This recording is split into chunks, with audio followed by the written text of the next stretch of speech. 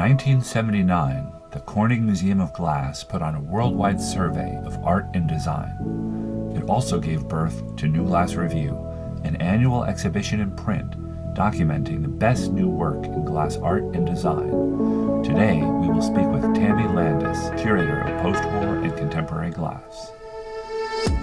From the Brooklyn, New York studios of Urban Glass, this is Glass Quarterly Live, a video podcast where we take a deep dive into the artists, curators, and writers from the pages of the most recent edition.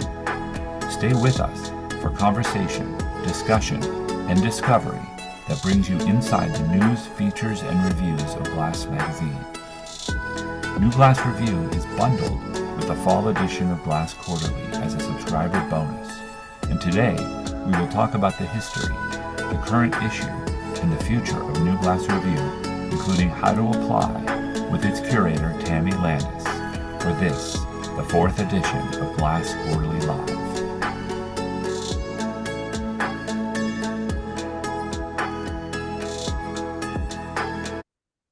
So thanks so much. Thank you, Tammy Landis, for joining us on this Friday afternoon. Thank you to all who are watching. Thank you, Sahana, for assistance with this webinar. And I thought I would start by a brief bio for Tammy. And you're originally from Ohio, where you grew up, and where your father was a cabinet maker, which I know from an interview we did when you started at Corning in 2023, really sensitized you to both material and craft. Even though you also studied more broadly, you were given a sort of early gift of a real sensitivity, I guess is the best way to put it, to material. Would you agree with that? Yeah, absolutely. Yeah. Curious about materials, right? And then you also at the same time went into studying art history, museum studies. You have a master's from Bowling Green. You have a bachelor's in art education from the University of Toledo. And I wanted to also mention that prior to starting at Corning, you had a curatorial assistantship at the Toledo Museum of Art, not in glass, but in contemporary art and sculpture.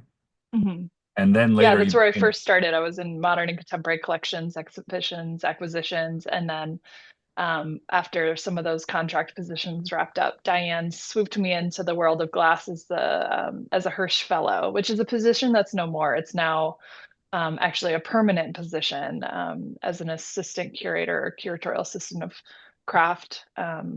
Kelly Fisher is there now in that role, which is fantastic. So it's now a permanent role, but I got to experience it as just 1 year of glass.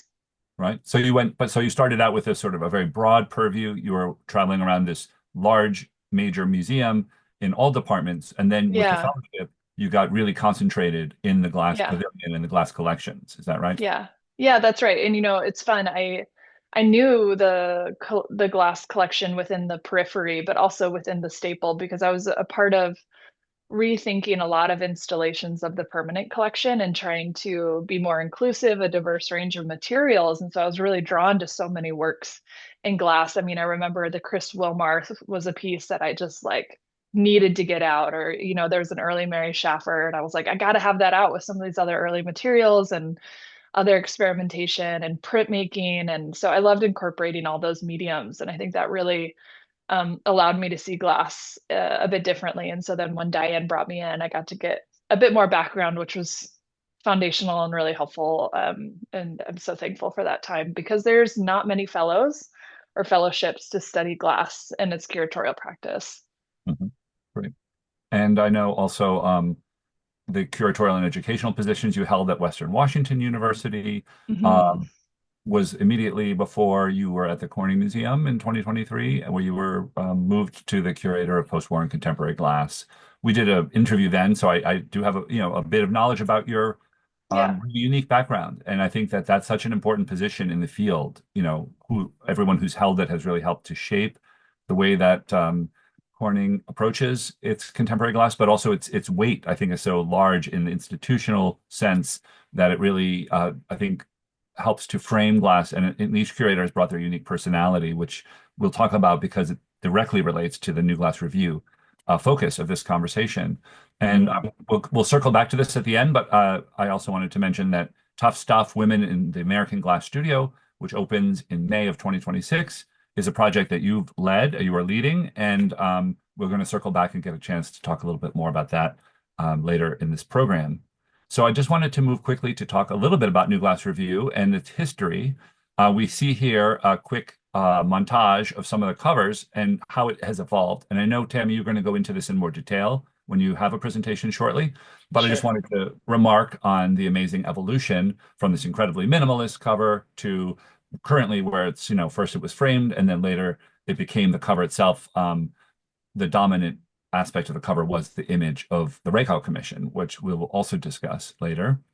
Um, and then these are the issues closest to when you came on. You actually started or arrived at Corning when New Glass Review 43 was being wrapped up.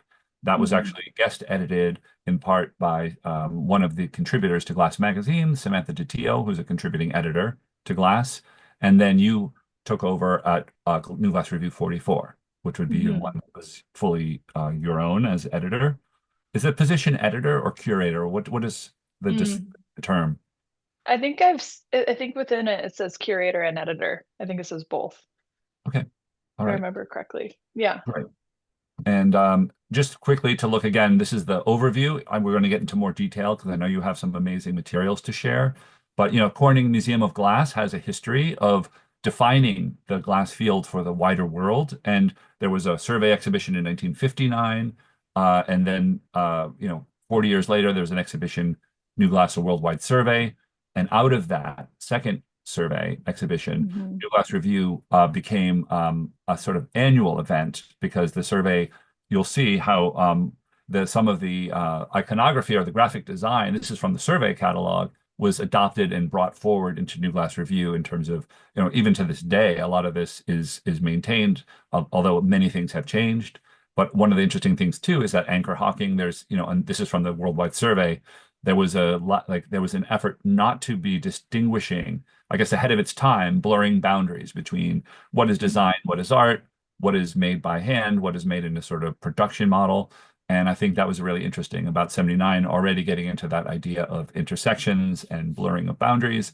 And then we also have this just remarkable piece by Audrey Handler that is really outstanding, looking at it from today and imagining what it must have looked like in 1979, just beautiful, and how thoughtfully made it is with all those beautiful cabinetry, which I know she collaborated with another woodworker, but it's the glass is also really thoughtfully and cleverly presented. I'll let you talk more about that later, Tammy. Yeah, And I think if you like pausing on that image really quick, I think I think it's Beekner in the preface of the exhibition catalog. I want to make sure I'm saying this right. Oh, I think I'm fairly certain it's him, but he talks about how art is social, and how, doing these surveys, the hope is also to show and demonstrate the social change. And I think Audrey's work is just an exceptional example of, like you mentioned, right? There's this mixed media approach now that we're seeing to glass that she really, brought forth early on. But then there's so much beautiful commentary on like her lived reality and experience, because this is called the wedding breakfast, but we're looking at a setting of just one. What does that mean? Let's talk about that. And I love the blunt nature of her just addressing her reality through the material of glass, which I think women in general in the early 60s and 70s did first and foremost. And I think they really championed bringing up conceptual layers within the work beyond the technical. And I think this is such a beautiful example of that. I just want to acknowledge I love this work. I'm biased, obviously. It's in no, my it definitely jumped collection. out at me, and I was glad to have an opportunity to include it. It was, Yeah. yeah, it really looks amazing from even more amazing from today, Yeah. how far ahead of its time it was in many ways. And yeah, the you I also wanted to quickly because I know you're going to go into a lot of detail about this, but this is the most current issue of New Glass Review. It was That's right. anyone who subscribes to Glass received it with their fall edition as a special bonus. And inside, I wanted to just point out that you've continued with Susie Silbert's innovation of actually having commentary with each individual artwork. And you've Mhm. also taken the approach of curating each page with adjacencies. And I apologize that the resolution is not as good as it could be on this, but the way that you put together work not alphabetically, but by visual Right. interest It used or to be angle mark on it. alphabetically. Yeah. And then Susie added the brilliant change there of like bringing a more visual fluidity and like considerations within the work, within the layouts, which is sometimes one of the most laborious aspects of this process, which I'll show some evidence to later. hmm But you really endorsed and brought forward these innovations that Susie Silbert, your predecessor at Corning, innovated with her editing of New Glass Review, and of course the New Glass Now survey exhibition she did Hmm. was also, I know, a major focus and helped to reshape what New Glass Review was. In that particular edition, it looked different in format. It became Right, right. quite sort of more like a book-like as opposed to Yeah, a magazine format. But it was yeah, brought back to the magazine format and continued in the more traditional sense since issue 43, right? that's right. Okay, great. And so also, the New Glass Review functions as a forum, presentation, and documentation for the Rakow Commission, which in this particular issue, on the cover is the Rakow Commission, has become the standard, and Rongo Kirkwood is featured, and it's an opportunity to have an essay and to document and to discuss that work and that's a work that the curator of post-war and contemporary glass is responsible for. Is that right? That's right. Yeah, it's a year process. I mean, it is a commission, so it's something new that's being made. So within that curatorial practice, it's supporting an artist. And in a way, I mean, you want to plant a seed and let them do their thing, but it's figuring out all the different ways to support that within the institution, but also with the artists. So yeah, shepherding that and making it come to life. Absolutely. Well, I wanted to show Tammy like the incarnation of New Glass Review under your leadership because I know you think about the history, and I thought this might be a Hmm. good opportunity to switch over. Hey there, Glass Quarterly Live viewers. Sorry for the brief interruption, but I just wanted to tell you about a special opportunity reserved for viewers like you. If you subscribe at urbanglass.org/glass to Glass Quarterly Magazine, we can offer a special reduced rate if you type in the promo code GQLive. See where the circle of apply promo code is? You'll see that when you go to the subscribe page. And if you type in GQ Live, we'll give you the current issue, which comes bundled with New Glass Review at no charge, and your subscription will not begin until the winter 2025 edition in December. Please consider subscribing. You're supporting Glass Quarterly Live, Glass Quarterly Magazine, and the Glass Quarterly Hot Sheet. Thank you, and now back to our program. So thank you, Andrew, for the introduction and, New Glass Review.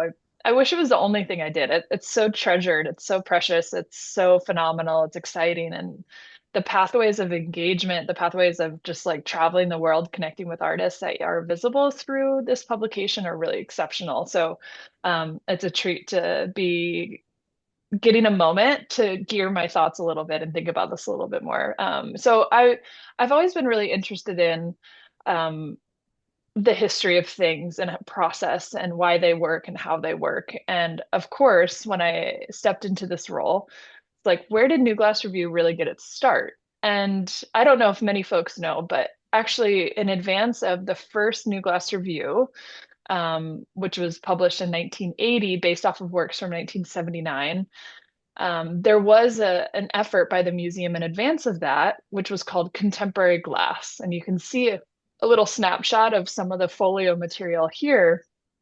So, what it was the artists would submit. As you can see, the impetus was the first annual photographic survey established to provide a record of the most significant glass pieces made each year throughout the world. So, I mean, this is truly the first consideration honoring that idea of a survey post 19 the exhibition in 1959, trying to create more cadence with that and having it become a more regular thing. They're like, well, why don't we? And I think a lot of this was inspired by Thomas Buechner and his appreciation of the field and where it was and where it was going and wanting to grasp that, but also to have the museum really be at the forefront of what was happening and to support that and be able to pull into visuals of what is actually happening. And I think artists submitting film, these slides and to create a survey of what was going on became the start of that. So this was a 3-year initiative. And I do think it was a build up because Buechner knew that they were going to be organizing New Glass 79 and they wanted to start getting a sense of surveying artists for that exhibition and have a call for work. So that started in earnest in 77 with different juried moments where they were getting together work for the 1979 exhibition. And from the start, I mean, there's always been a panel, but as you can see, the first, with this one, Contemporary Glass 1976, you have Paul Smith, the director of Museum of Contemporary Arts and Crafts um, of the Crafts Council in New York City. And then Anthony Snow was the acting contemporary glass curator, but also the project manager, eventually to become the project manager of New Glass Review. And then Thomas Buechner, director of the museum, and he has continued to have his hand very tight around this publication and this process. So, this is a bit of the start. And what I love that you can see in the slide here, you can access all of this film, all of these materials, all these images through our website. So if you go to the Raykow Research Library, you can access these. If you look at the images on the right, we have our digital collections, and you can see the Corning Museum of Glass juried competition, 1976 to 78, and you can see all the work. It's just really lovely. I think And it's I really thought it would be interesting. fun to show you some. Go ahead. I think it's really interesting to note and to make it clear that it was not actually in print, right? This was not something that was published in a paper on paper, right? No, but people could request it for like $6.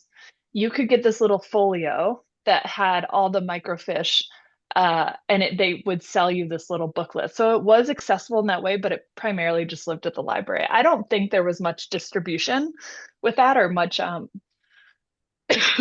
don't think it grabbed much, and I think that's one of the big reasons they decided they needed to move this to print, a print publication for And the first New Glass review. for those people Yeah. who might not be familiar with what microfiche is or was, I guess it still exists, but it was a microfilm, but in a different format, right? Like it was in Yeah. a more accessible, you don't have to spool it, but it was a super compact thing that was magnified with a special viewer, right?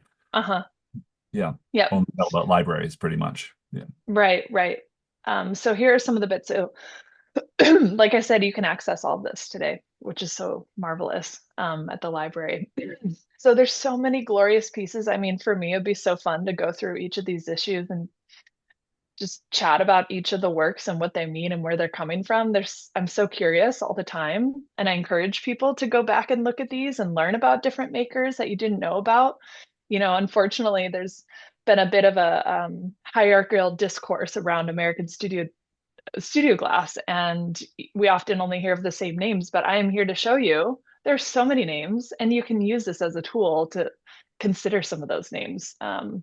And I think there was some really fabulous work. I mean, I use this as a research tool all the time. So here's a highlight of a work from 1977, which is now a work in our collection. And, something that we could continue to talk about is the importance of the visibility of what New Glass Review has become and how it just harnesses more and more engagement with an artist once they're in that print. I mean, artists can speak to that. And if any are, joining us today, I'd be happy to hear, their input. Kim Party has written about what it means to not be selected. And also artists talk often about what it means to be selected. And I can't help but think about this moment in 1977 when Anne Worf at the time, now Wolf, submitted this work, and now it's in our collection. And now I get to enjoy this work here in the museum, and it came through a really humble manner of this microfiche. It's really lovely.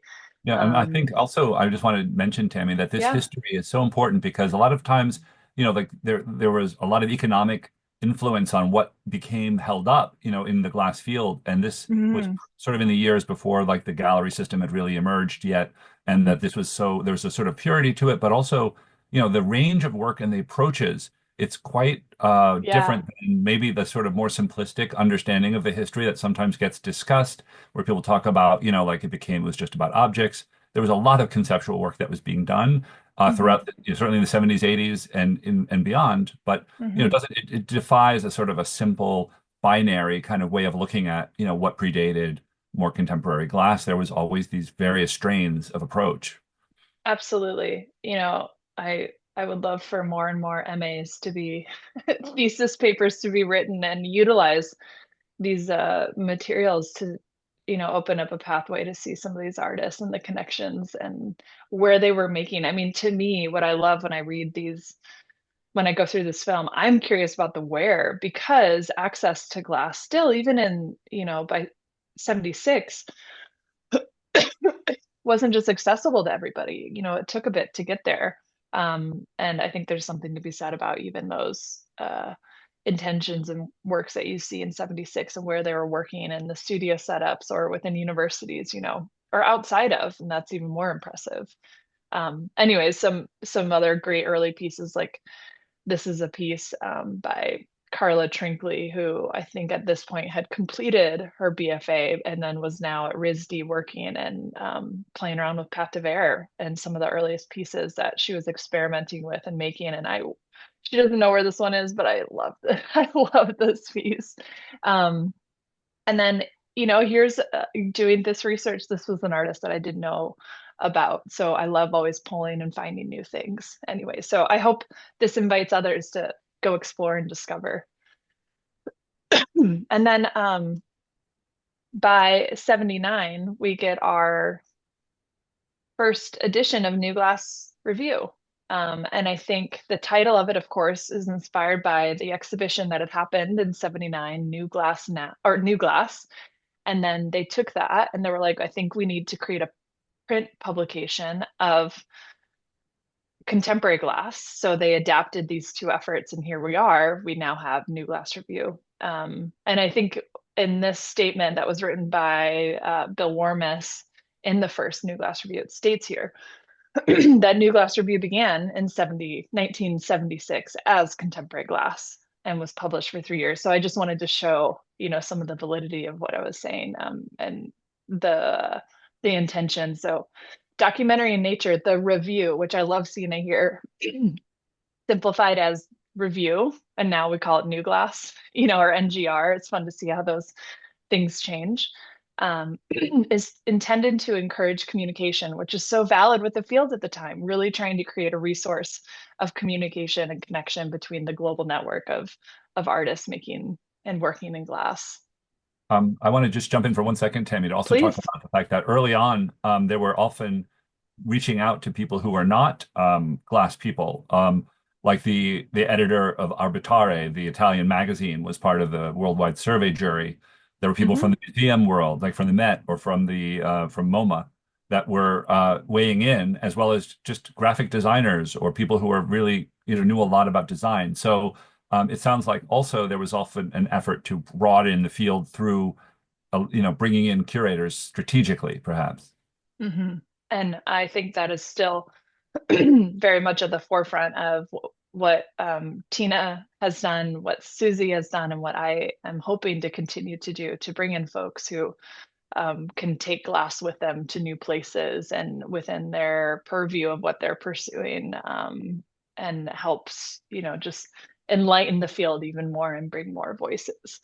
Um, yeah, so the selectors that are a part of the process, there's always one CMOG position, typically this position, the curator of post-war and contemporary glass. Thomas Buechner was heavily involved when he was the director, but that didn't continue. So um, for example, with Carol's tenure, she is not on the annual selector list, so she really lets this project live with the curator of post-war and contemporary. And then I invite 3 other selectors, hopefully from around the world, hopefully from all different disciplines and different practices, to join me in looking through this robust network of artists.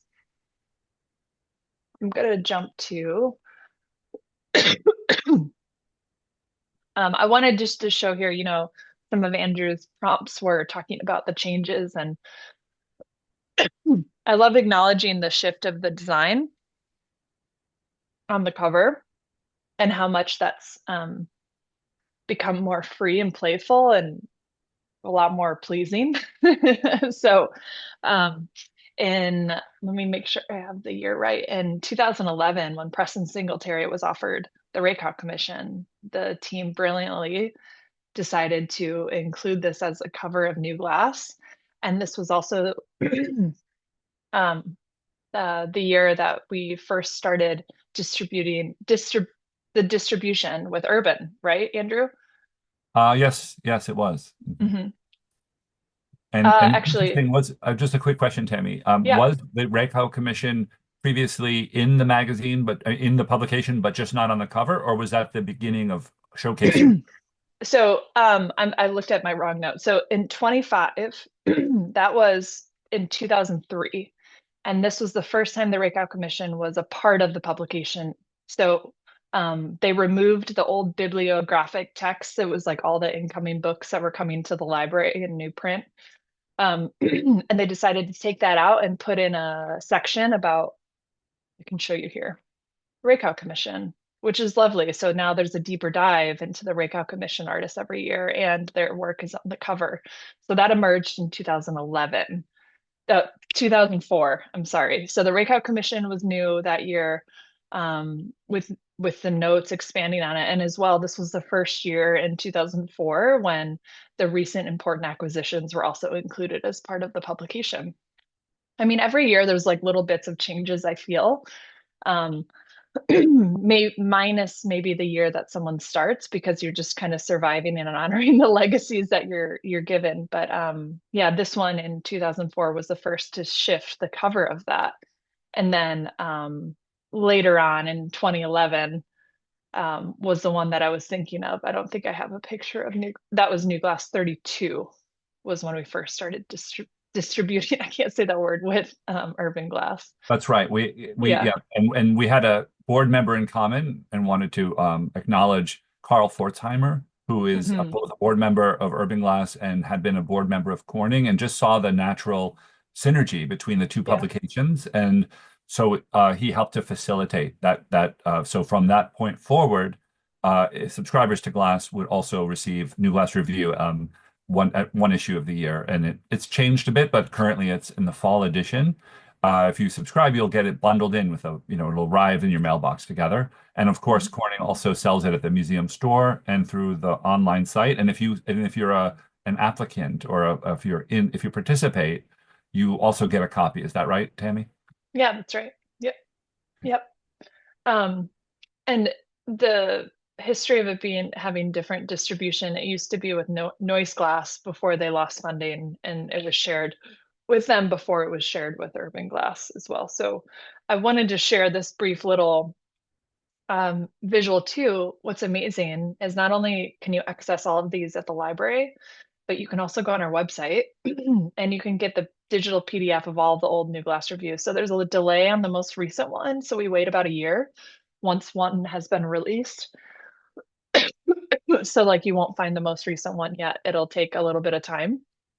Um, but you can go back and you can look at all the old New Glass reviews. And so here also, I really love the shift that Susie made between New Glass Review 38, which I believe was her first year and her first Rakeout Commission. And then you see her kind of diving in and adding a bit more play with the cover with Carlin Sunderland's work that bleeds a bit more and it doesn't just stay within a frame. And then obviously the really significant 40th anniversary of New Glass Review and the exhibition New Glass Now. And that's more of an exhibition book. There's a bit more text and things that are specific to the exhibition, but it still reads as a New Glass Review. It's interesting that synergy between the exhibition, the survey exhibition, and the publication continues, right? Like that Yeah. they're closely related as we see. Yeah. Oh, I think it'll continue. I do. I mean, I'm sure in, 20 years or so, there'll be something else that's going to do another type of New Glass Review in 50 years or, I think there'll be many moments of that. I think it continues to be such a staple of this institution within our contemporary programming. And it's so critical in the field. It's global. It's not comprehensive, but it's an important survey. Um, Yeah, yeah, and we could sorry, we're talk just about, yeah, go go ahead. ahead. Not at all. After you. Mhm. I was just saying we could dive in and talk some more specifics about this one, unless you had another historic question, Andrew, that I missed. No, I was just going to suggest that we talk a little bit more about the Reikau. So that's perfect timing. Yeah. Hmm. Yeah. Do you want me to talk about the project in particular, or? Well, I thought it was really appropriate because it also is both a survey and in print. It's like the survey exhibitions, the Reikau is exhibited at Corning and it's also featured in the publication. So it's another one of those examples where the publication and the exhibition space of the museum have a intersection in Totally. yeah. Yeah, and I love too that you can kind of get a sense of the record of the Raycau commissions through looking at the cover and how like what's going on with the field, but also obviously the curator there at the time and what they're looking at and what they're working on and the approaches to the field at the time. Yeah, so it's really exceptional to be able to honor the artist who was the recipient of the New Glass Review in multiple ways through, acquiring their work, monetary support, and then giving a lecture, building out public events, and then also being able to feature them and further publish this work as part of New Glass Review. So I think we really try to honor and celebrate what this means and what this artist means, and working.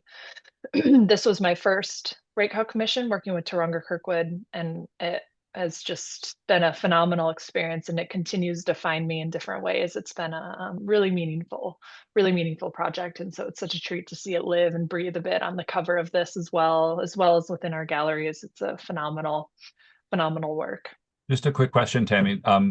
Unlike the actual contents of the exhibition in print, New Glass Review, the Raycau is not something people apply for, right? It's something that the curator No. has, it's their choice to bring in and to award the Raycau, the contemporary. Yeah, I mean, we do have like a committee that we Mm. review it with. So there's usually three artists that I recommend, and then I have a rich conversation with a committee of folks, and then it goes on to get reviewed by another committee. So it goes through many processes, but that's right, it comes from my recommendation. Yep. Um, that's great. Yeah. Mhm. I've got a quick, Um, here's a quick trivia question. Has there ever been somebody featured in as the Raycau Commission artist who previously had appeared in New Class Review? You might not know the answer to that, but it's just curious if there has yeah, ever been. I think so. I mean, I don't know if it happens as quickly as that, but I definitely think so. Um, I mean, I think there's even some examples of work. Um, I'm trying to think if there's a specific one that I can think of by looking Like perhaps back. Preston. I'm sure Preston had been in New Glass Review prior to being the Raycau artist on the cover. Yeah, typically. And I think there's something to that, when for every acquisition, including the Raycau Commission, we have to write a really lengthy report. And often one of the throughways within the background of the artist is we talk about how often they appear in New Glass Review, or maybe they don't.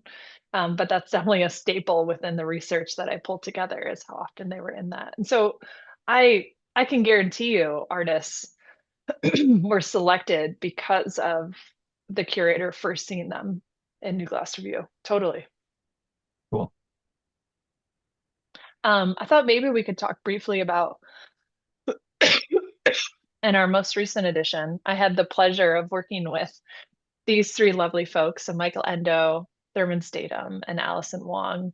Um, and Michael and Thurman are obviously very entrenched in the field of glass, so it was fun to hear them kind of banter and talk through what they see. And Allison is not an aficionado of glass, has a curatorial background, project manager background in contemporary art and design, has worked with some artists like Beth Littman. She's based up in Detroit.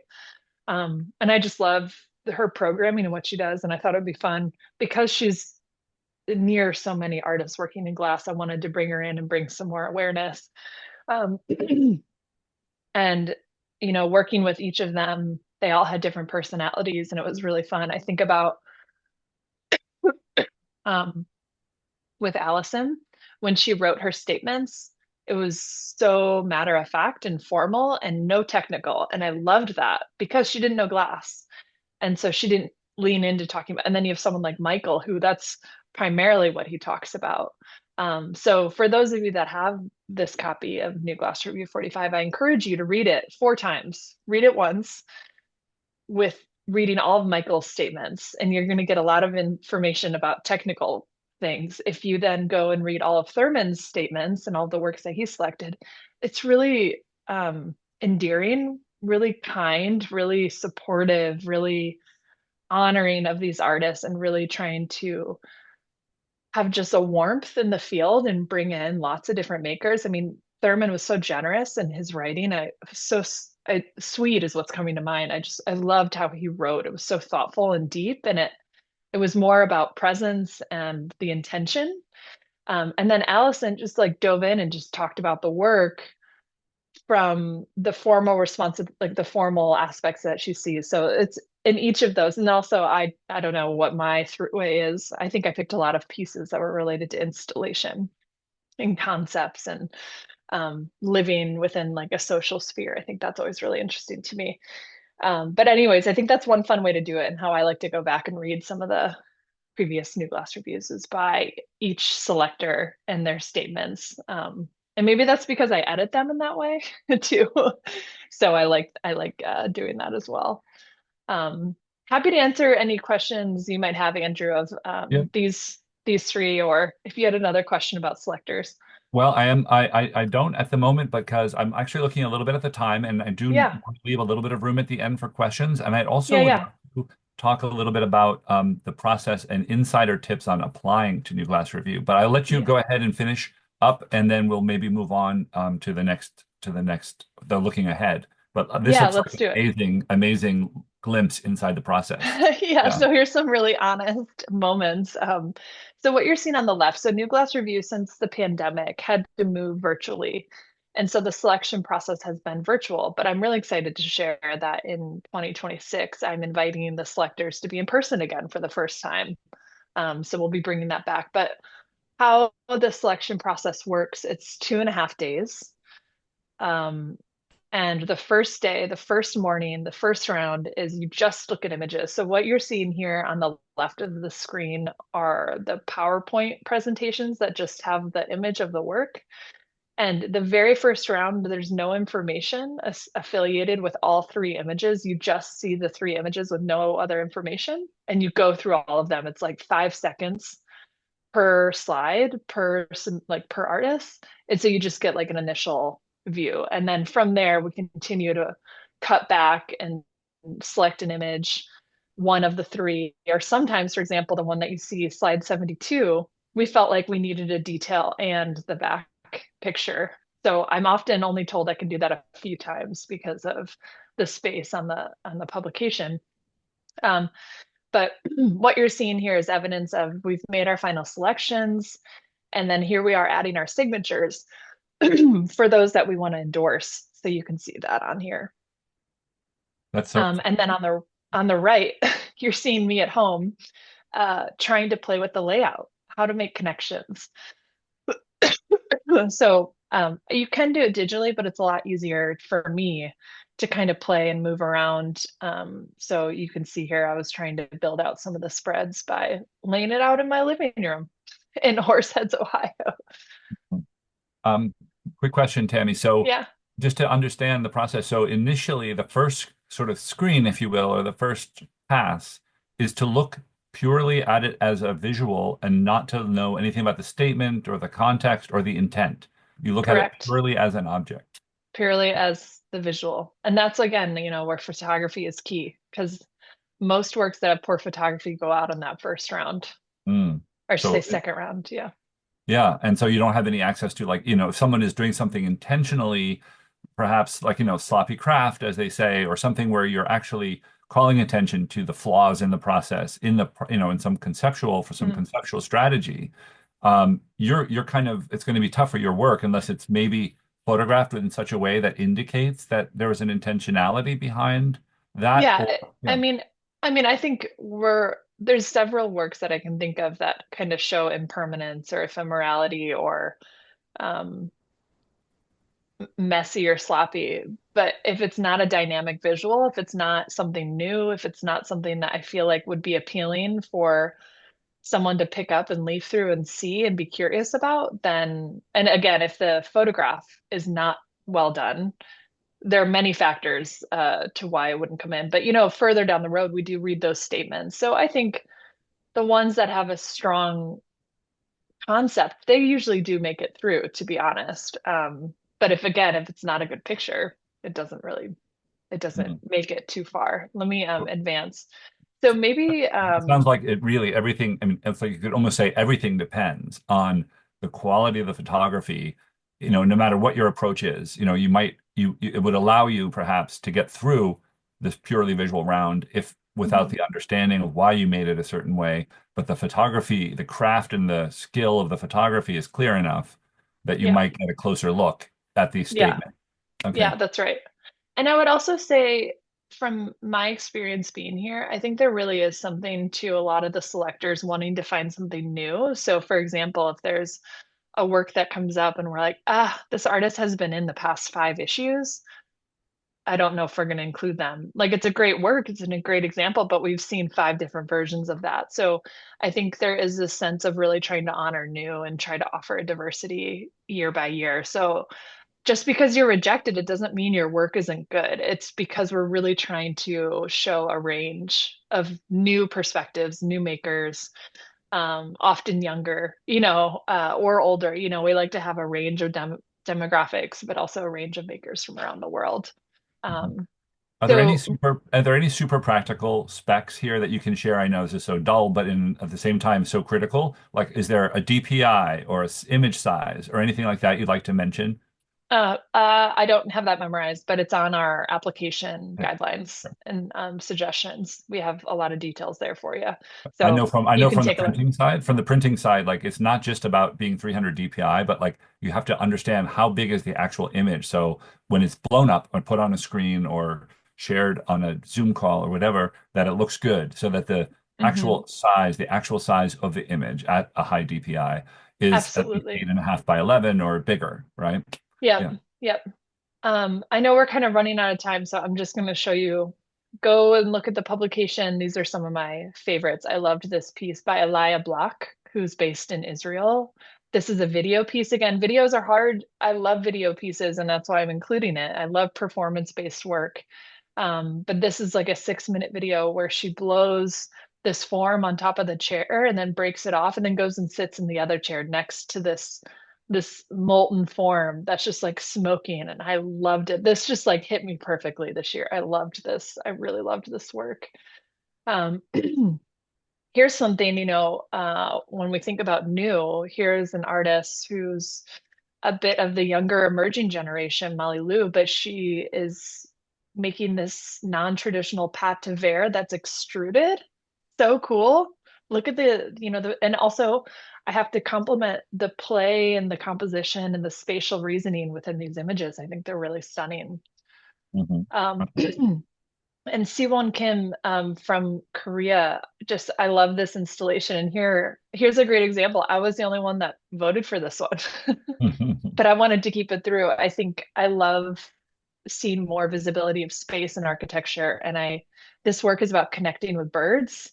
And so there's really a lot of subtleties. I love this work. So anyways, take a look. And um, what I was going to briefly show you all, something that with my tenure here, something new, I've been trying to activate New Glass Review in real time. And so a strategy, I was invited to bring more glass to the Seattle Art Fair. And I was like, well, let's use New Glass Review. So since, um, let's see, 24, I've overseen it twice now. We've brought together this project where we invite artists from the Seattle region that it's feasible for them to bring their work for only, 4 days for a fair. And we show it as part of this pop-up installation of New Glass Review, which is just so lovely. It's breathed a lot of life into me and into the artists in the region. And I love how it gets to celebrate glass in that area. And then this year we got to do one with Kelsey Fernkoff, which was really fun. I felt like um, it just needed to be neon. And I was so glad that his work had been involved. And so we got to do this immersive installation of neon with him. And that was just fabulous. Highly recommend following the movement of neon that's happening. I mean, there's so many folks that are doing some fabulous work. Yeah, Kelsey Um, also had a lot of stuff at the Kelsey had a lot of stuff at the Refract Festival of Seattle in October that was really remarkable as well. Seems like the work yeah, is getting a lot of wider attention. Why don't we yeah, just stay on that screen for a moment, Tammy? Talk a little bit about how you see the publication and the project of New Glass Review evolving under your leadership. I mean, this is a great example, right? I mean, you're yeah. taking it from the I, pages and even taking it yeah. out of Corning. And this is in Seattle, of all places, Hmm. where you now are exhibiting. Like the exhibition in print became an exhibition in fact, right? Or in real life and in a Yeah, different that's right. location, an outside Yeah. location from Corning. So where do you see that continuing and that's going to be an aspect of New Glass Review Yeah. going forward? Yeah, I hope so. And it's actually something I want to try to make more global, connecting with either art fairs or other. I think fairs are a great way to do it because it's kind of um, yeah, I have a lot of thoughts on why, but I think art fairs are a great way to do it if they have the capacity. And, this is something I was able to do because I was invited by the Seattle Art Fair. A booth is really expensive in fairs. So, if there's ways that I can activate and celebrate artists within different regions of the world by showing what their contribution within New Glass Review, I think it's a really exciting way to celebrate the publication. So I do think I'm kind of thinking outside of the lines, like very literally outside of the binding of the pages and trying to think about it in new ways. At the moment, I think um, all the changes that have happened up until today, I'm a big fan of, and I really celebrate where it has landed and where it is. And there's subtle changes, but for the most part, I think the next year or two, it's going to remain pretty similar. There might be tweaks of like changes of language, but overall, I think it's going to remain pretty close to where it's been. So I think my activation of it, like we mentioned, is an example like this, where maybe it's outside of.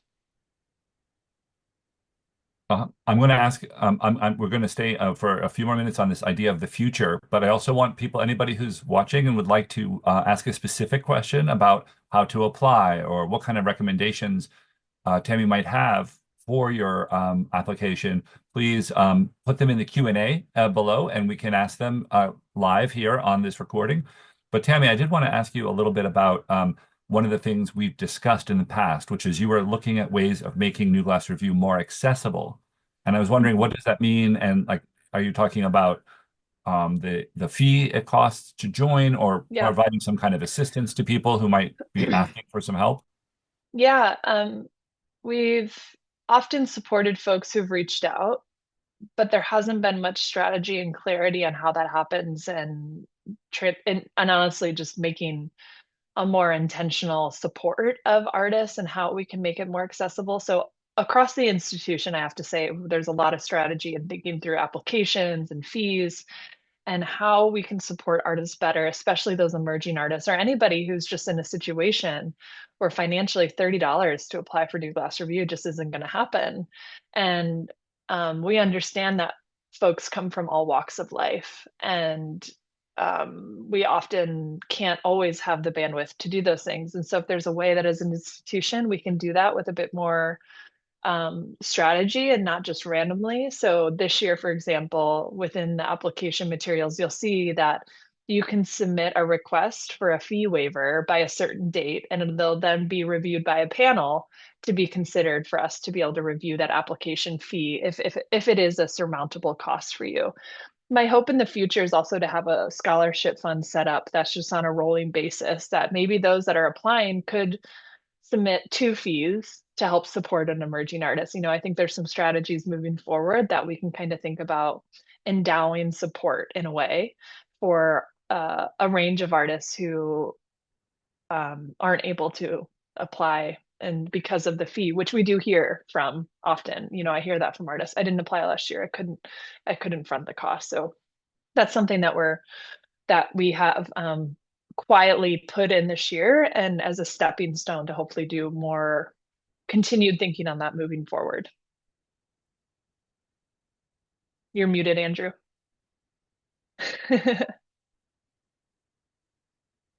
Andrew, you're muted. Sorry, I couldn't hear your question. Apologies. Sorry about that. As I can say, we're going to get to the questions which are building up, and I just wanted to Oh, get good. one important note though. When is the deadline, and what is the best means to apply? How, just a quick review of the process I for should. I don't remember. I know January it's in 13th. early January. Yeah. Go January on the 13th, website. yeah. Yeah. I'm gonna end my slides here. I should have totally had a screenshot of the application Not at portal, all. but yeah. I do have one, but it's Okay. January 13th, There you go. and it's also is it done all through email versus online, or can you mail them in, or does it have to be in Nope, digital? it's all through Slide Room. Okay, right. Yep. And Yep. if you don't Take have good access to pictures, Slide, friends. Take good pictures. take good pictures. Okay, so Sahana is with us, the managing Yeah, editor of Glass Quarterly, and she has got a couple questions that have come in, sure. and fire away, Sahana. Yeah. Awesome. So we have two questions for you, Tammy. The first one is the first question is most interested in what you consider is m the most important part of having a successful application besides the good photos. Mm. A good artist statement really goes a long way. And an artist statement, I would say that's specific to the work, not just a general kind of fleeting, non like specific thought. I think something that this is the work, this is why I made it, this is what it means to me, this is where it comes from. Giving us a little specificity of what that work means to you and why you made it goes a really long way. I would say that's a great question because once we get through, we're like, okay, that photograph wasn't good. Now, the next layer is we're reading the artist statements and where someone's coming from. Um, and if that artist statement, oftentimes you'd be surprised how many people leave those blank. That quickly rules out a work because to me, that's not like a full effort. I have artists who've really contributed and offered a really full effort here. So my gut response there is a clear artist statement. We're not an exhibition space. We're not publishing that. The artist statement is a chance to tell us about that work. So try to lean into that and be a little bit more specific.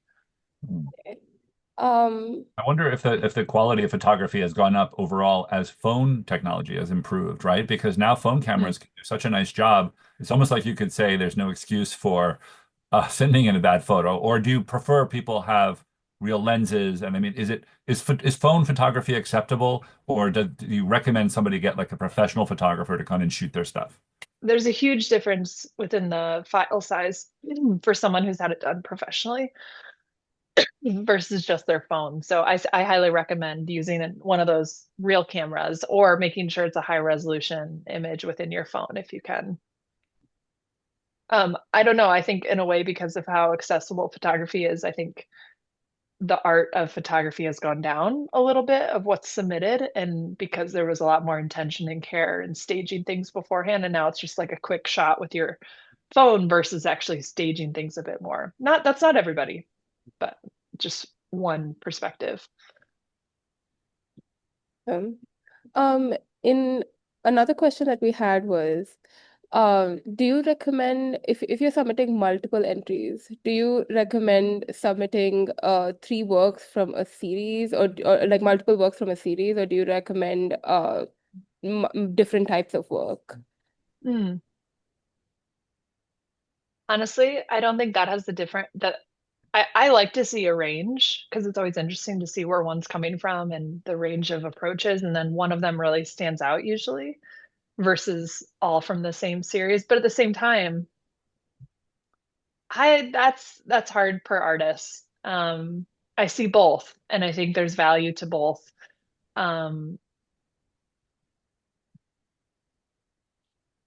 I like in my head, I'm already thinking of three examples where it was really helpful to see, oh, this was of a series, and here's one that I think that is a successful one versus three angles of one work, Mhm. um, which some people do too. But I think if you can have three good images of three different works, there's probably more likelihood that something could get in because you're offering three different things versus three angles of one work, if that makes sense. Mhm.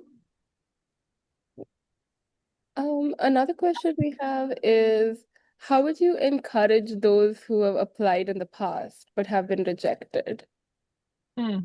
Keep applying. We see you. And I think um, there is a lot of visibility even within the application process, submission process. I mean, you're getting three, four professionals in the field looking at your work at any point of this. And I know even if you don't make it, that work still sits with us. And we often have conversations about that work. So even if it doesn't make it in the final 100, there's a lot of significance of having your work in the queue in this process. Um, and yeah, even if you can't do it every year, keep trying every other year if that might be more feasible to you. But every voice is different and every selector is different, and who knows will be at the table that year. Maybe that year that one selector is just gonna love that blown ladybug. I don't know what I'm thinking of, but you never know.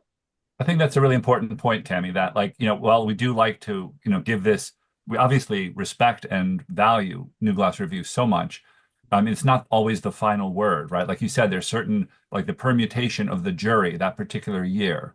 Like the quality of, of the work maybe defied a bit the system for which you select them. Mhm. Maybe something got cut in the very first iteration because the statement wasn't with it.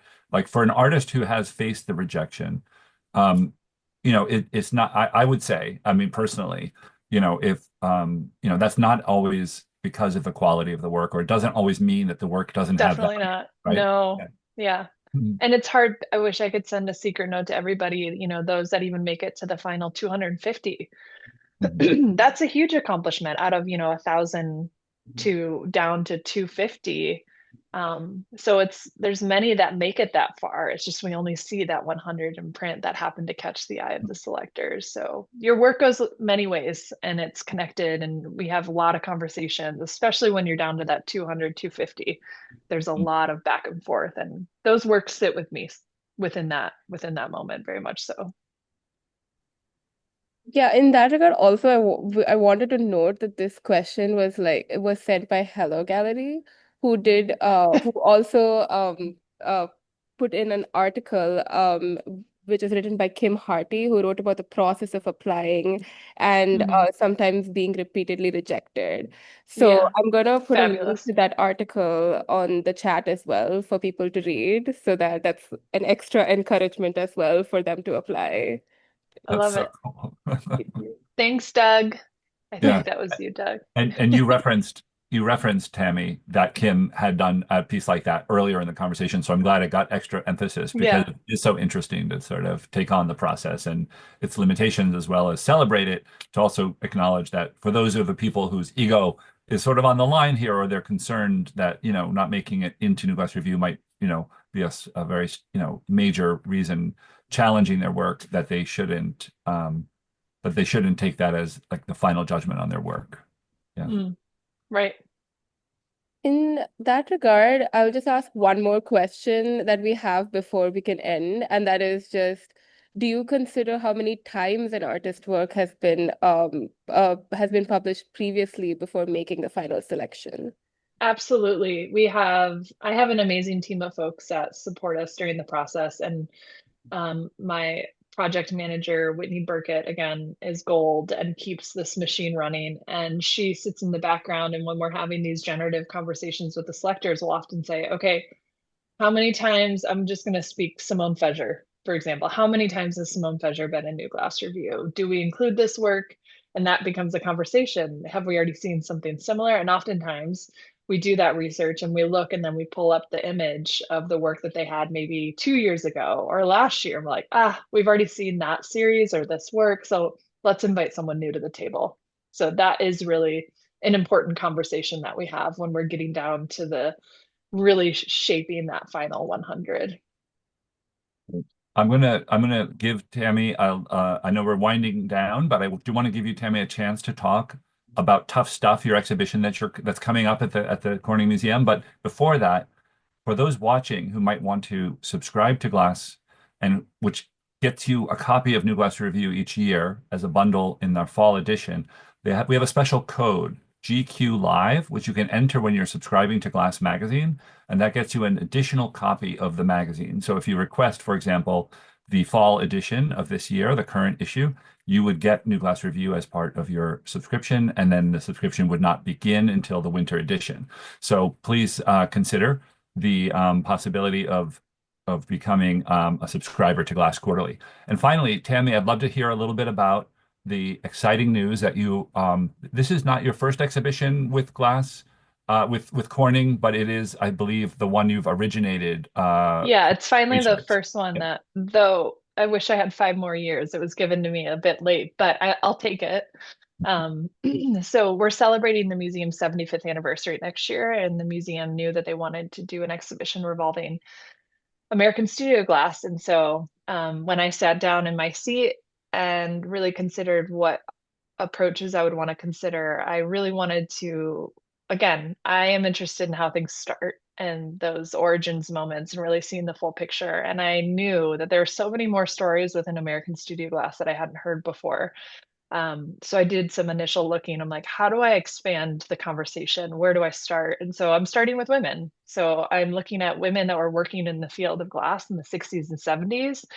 And I'm really creating some new scholarship and a publication, inviting some others to support me. And we're working with, I think there's about 35 artists and 50 artists will be in the exhibition, about 35 getting a bit more context, more work within the exhibition. But it's all starting with work made from the 60s and 70s, many loans from the artists. About half of them are loans that have never been seen before.